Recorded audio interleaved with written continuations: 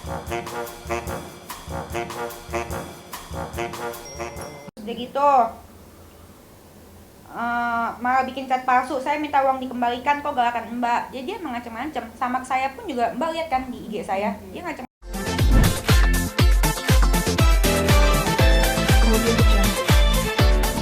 Di awalnya kan semua udah tahu, bosan ya, mendingan updatean terbaru dong mbak-mbakku tercinta, ya kan. Jadi kronologi awalnya, Medina itu meminta setengah maksa untuk saya dan Uya untuk beli mobil dan minta DP cepet-cepet, tapi mobilnya nggak ada gitu. Dan akhirnya kita DP segala macam, udah pakai surat perjanjian, mobilnya tidak pernah ada. Akhirnya DP-nya kita minta balik, terus segitu dia kasih banyak alasan, akhirnya sampai dia kasih bukti transfer editan. Nah itu di situ saya ngamuk, ngoceh-ngoceh apa segala macem. Nah sampainya akhirnya ujung-ujungnya saya ngoceh-ngoceh di sosmed apa segala macem. Nah dia mulai panik, dia terus segitu sampai saya ngepost, dia udah ngelakuin berbagai macam cara, ngomongnya pokoknya udah ditransfer apa segala macem, masih kekeh padahal duit belum masuk ke rekening saya. Nah dari situ aja kan udah bohong dong. Nah udah bohong, abis itu ujung-ujungnya sampai saya post foto baby loove-nya itu baby loove-nya di IG saya. Nah baru dia transfer 2 jam sebelumnya, 2 jam sesudahnya. Nah setelah itu dia bilang sama saya, duit si Uya itu sisa, dia ngancem saya untuk hapus foto-fotonya itu. Terus karena dia ngancem saya post lagi ancamannya di IG gitu kan. Emangnya gue takut? Kan enggak.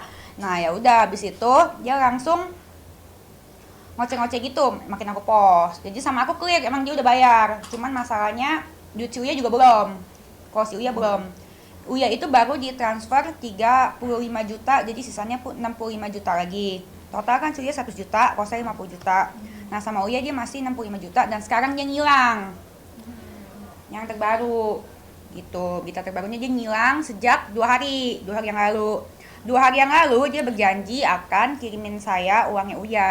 Si Uya juga kalau ngajar tuh nitipnya ke gue, ya kan? Nitipnya ke gue. Jadi kita tungguin tuh dari jam 9 malam sampai jam 2 pagi. Itu hari apa, Nan? 2 atau 3 hari yang lalu. Kita tungguin tuh sampai jam 2 pagi. Dia nggak datang-datang juga untuk bayar uangnya Uya. Sampai sekarang uangnya Uya belum diterima. Nah, terus udah gitu, sampai sekarang uangnya Uya belum diterima. Ya, terus tiba-tiba dia ngilang, matiin HP. Nah, kabar terbaru yang saya dapat katanya, ingat nggak sih aku ada post di IG, nonton nggak IG aku? Yang jangan gunakan, bipolar. Iya, jangan gunakan alasan penyakit Anda untuk lari dari jalur hukum. Jangan gunakan alasan ODGJ itu untuk lari dari hukum, karena ODGJ itu tidak menipu. ODGJ itu tidak bisa ngedit transferan palsu. ODGJ itu kan ya lu ituin warna juga nggak bisa kalau bedain warna, ya kan? Bipolar. Jadi kalau dia menipu, mungkin dia ada bipolar, tapi dia ada nipunya juga gitu loh. Jadi tapi ini hal yang berbeda, nggak boleh disamain. Kan semua sama di mata hukum. Menurut saya dia itu udah kriminal dan menipunya itu udah bukan 1-2 orang ya, bukan saya dan Uya doang. Dan saya lihat yang DM saya tuh banyak banget. Makanya saya terus ngoceh-ngoceh karena kasihan sama warga-warga kecil. Masyarakat kecil yang ditipu kan belum tentu bisa ngelanjutin hidupnya lagi habis ditipu sama dia. Nah jadi kerjanya tuh gali lubang tutup lubang gitu. Dan dia bawa artis-artis lain apa segala macam kayak gitu. Nah ini yang aku belum ngomong kemarin ya. Jadi tuh dia kan mintain foto KTP aku, foto KTP Uya, foto KTP artis-artis. Ini aku baru dapat infonya juga nih. Bentar ya. Ini by chat ya, jadi semuanya ada buktinya. Nah, kabar terakhir kan dia hilang 3 hari nih. Katanya sekarang dia di rumah sakit. Lagi diisolasi.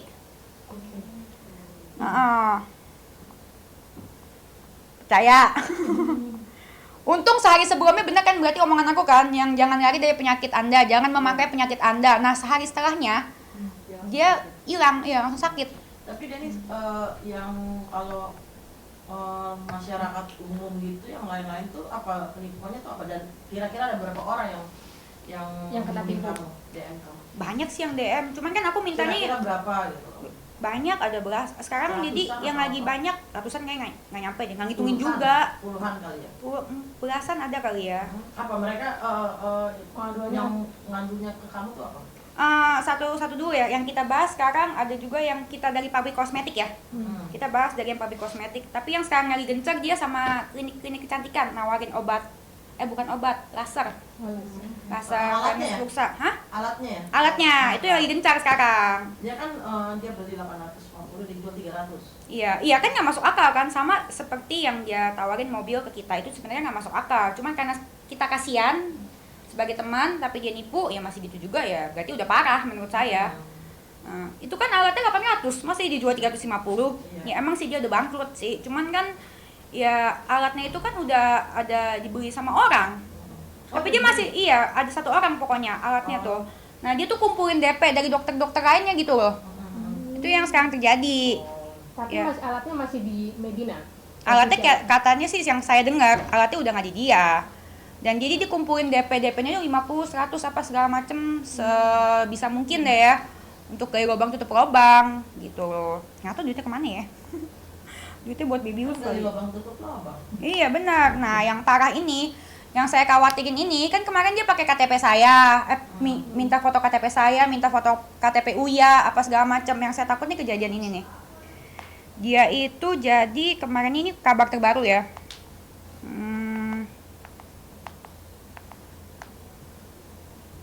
Nah, ini dia pakai di blur ya, bisa nggak sih di blur? Nih, dia pakai KTP-nya Raffi. Tuh, dia pakai KTP Raffi. Nanti di blur nggak nama KTP-nya? Di blur ya. Digituin aja. Nah, dia pakai KTP-nya Raffi untuk nawarin pabrik kosmetik. Mau nggak lu jadi brand ambassador? Mau nggak lu jadiin Raffi sebagai brand ambassador lu? Lu bayar berapa nih ya? Bayar DP 500 juta. Ini ada bukti transfernya semua tuh. Itu nawarin ke? Nawarin ke pabrik kosmetik. Oh. Iya tuh. Yang pabrik kosmetik ini ada 2 orang. Nah, ditawarin Via chat atau via apa? via chat, WhatsApp. Dan modusnya juga sama. Suruh transfer cepet-cepet kayak gitu. Suruh transfer cepet-cepet. Dan ini kan parah nih, udah pakai KTP-nya si Raffi. Dan maksudnya aku di luar sana, ini pesan buat kalian semua di luar sana yang punya pabrik kosmetik ataupun apapun. Kalau misalkan Medina itu pakai KTP saya atau KTP Uya atau KTP Raffi atau KTP siapapun, jangan percaya. Lu harus komunikasi langsung sama orangnya lah ya. Iya Nah, gitu. kalau Raffi sendiri udah tahu belum kalian? Nggak tahu deh, kayaknya harusnya tahu deh. Itu dapat KTP Raffi dari mana? Ini kan orang yang ngadu ke saya. Oh, iya, maksudnya Medinanya nggak tahu juga ya. Nggak tahu, mungkin kan dulu kan pernah ada kerjasama sama dia. Dulu kan pernah kan mereka ada kerjasama ya? Nggak tahu. Raffi. Iya. Iya, brand ambassador. Oh pernah. Iya pernah. Mungkin dapetnya dari situ. Kalau aku kan kemarin dapat, Iya, bukan MS tuh, Medina Group gitu lah. Iya, dulu kan kalau sama saya kan dapetnya dari dia mau nawarin saya jual beli mobil itu, makanya dia punya KTP saya. Nah, takutnya KTP itu kan disalahgunakan seperti ini. Gitu. Itu yang serem, karena KTP aku dan Uya ada di dia sekarang. Jangan sampai orang-orang percaya gitu loh, kayak gini. Ini kan orangnya percaya. Transfer langsung DP 500 juta. Dan itu kan bukan uang kecil. Iya. Emang totalnya berapa untuk brand ambassador yang diminta itu? 1M. Ini yang pertama. Nah, yang kedua pabrik juga. Namanya Ibu Kiki. Kalau yang tadi nggak mau disebutin namanya. Yang ini Ibu Kiki. Kosmetik juga. Ini kita ngomongin pabrik kosmetik ya. Pabrik kosmetik.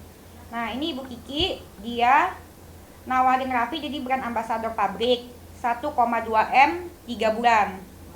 Uang DP minta ditransfer cepet-cepet. Saya lihat Mbak juga sama ya. Dia kan gitu. Waktu minta DP ke aku kan buru cong kayak orang BU banget. Iya, yang aku pikir tuh dia tuh waktu itu mau keluar dari rumah sakit. Jadi cepet-cepet, kan kasihan kan. Kasihan duit saya mau dimamam.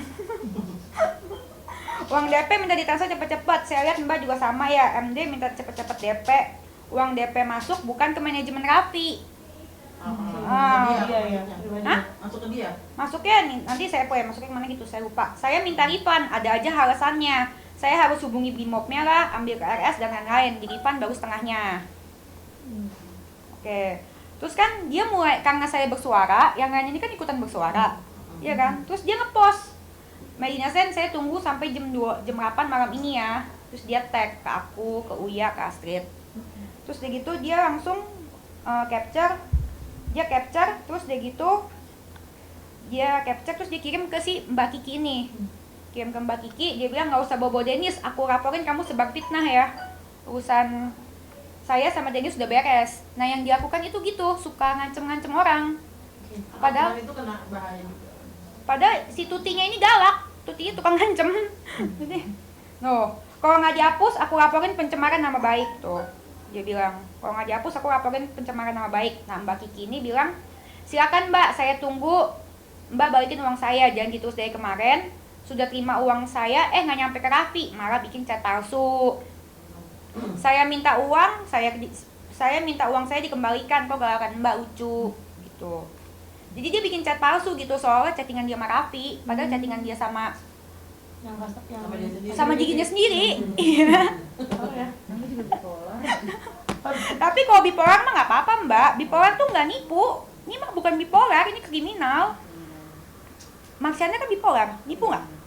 Enggak lah, ini mah beda lah. Mana ada sih orang bipolar nipu? Dia doang. Mungkin ada aja sisi bipolar ya, tapi sisi nipunya ini kan kita beda dong ya. Terus dia gitu malah bikin chat palsu, saya minta uang dikembalikan, kok galakan Mbak. Jadi dia mengacem-ngacem. Sama saya pun juga Mbak lihat kan di IG saya, dia ngacem-ngacem gitu. Padahal jelas-jelas yang Tuti. Tapi bagus aja nipu saya sih, jadi semua orang tahu ya. Salah nipu orang, iya, keluar kalau gue mah. Terus dia gitu, nggak apa-apa, silakan terserah. Saya minta hak saya dikembalikan. Dari awal juga nggak mau ada urusan sama kamu Mbak, cuman kasihan aja nangis-nangis di kantor. Nah saya minta uang saya kembali, apa susahnya sih?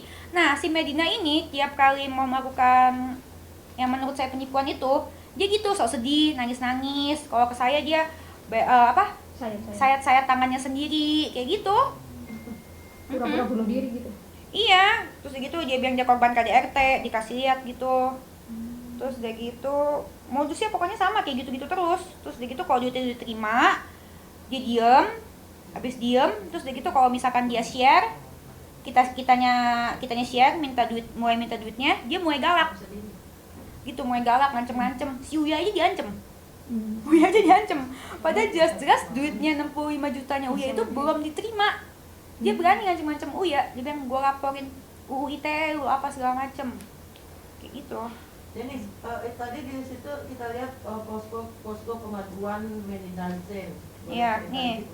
Ini belum selesai nih. Terus kayak gitu, ini konfirmasi langsung dari Raffi Ahmad gitu. Apa sih kok aku baru nama Sarah Clara nggak ada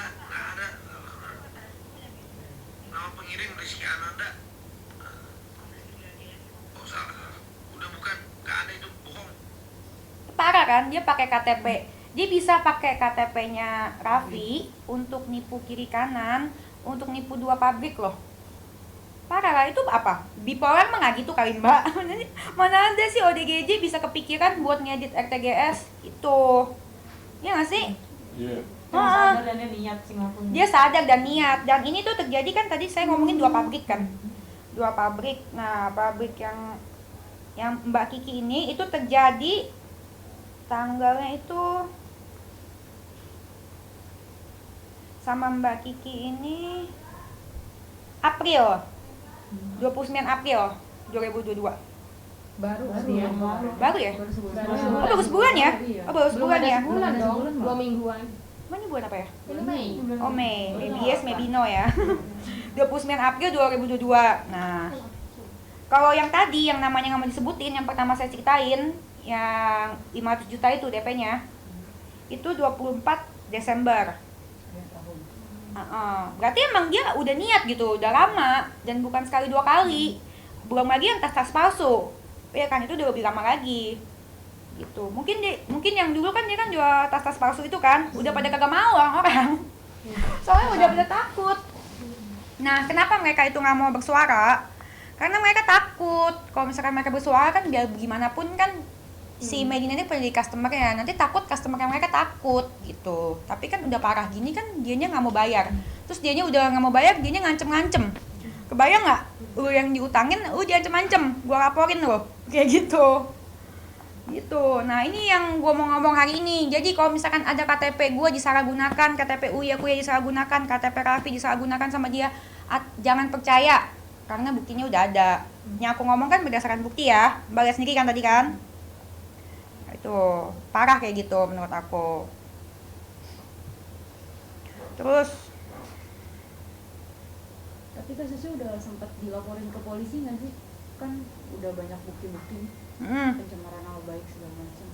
Udah pernah bawa ke kantor polisi nggak sih perkaranya? Udah ke hukum. siapanya? Kan ini mereka nggak mau, mereka tuh nggak mau karena mereka masih khawatir karena ini adalah customer, takutnya customer mereka takut gitu. Tapi sekarang mereka udah mulai berani dan mereka akan LP-in sih setelah mereka pulang karena nggak ada itikat baik dari dia. Langsung Karinis yang awal buat ke Ngapain gua kawal? Ngapain? ini untuk apa Mereka mau ayo ngomong nggak? Bu, ke polisi gitu. Enggak, ngapain gua kawal? Kok kerjaan kali, gua juga banyak kerjaan, bunga gua rame. Mereka mau Cuman kan mereka Biar diancam. berani buat ngadu gitu. Iya, cuman kan mereka kan ada yang diancam dan takut. Aku jangan takut, dia juga udah nggak punya apa-apa. Dia ngatain rumah gua kontrakan, rumah dia juga ngontrak. Alpat dia sewa, ya kan? Harian. Iyalah, makanya kan aku udah tanya, lu yakin mau berantem sama gue? Lu berani? Dia bilang nggak berani, tapi dia nyolot. Makanya. Tapi yang orang pabrik ini, owner pabrik ini mau ngomong nggak? Mau, dia akan LP setelah dia pulang liburan. Oh, sekarang lagi liburan. Lagi liburan, gitu. Setelah mereka pulang liburan, mereka mau LP. Kapan rencana pulangnya tuh? Nggak tahu deh. Oh, kali komunikasi sama Kak Denis. Belum tahu. Nah, terakhir ini kan sekarang nih dia kayaknya lagi mau melarikan diri dari menggunakan penyakitnya itu. Nggak tahu benar apa enggak ya. Tapi udah dicek rumahnya gitu. Ada yang cek rumahnya. Gila, gue udah kepo banget ya, berasa detektif Conan gue. Ada yang cek rumahnya nih. Ini adalah chattingan